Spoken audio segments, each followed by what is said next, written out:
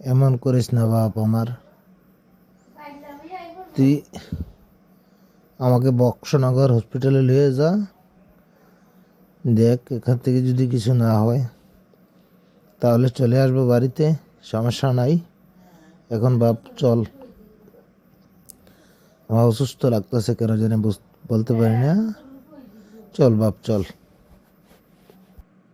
আমি বলছি না পারবো না, এত কথা বলো কেন? তোমার যাওয়া আছে তুমি যাও, আমি এখন যাইতে পারবো না।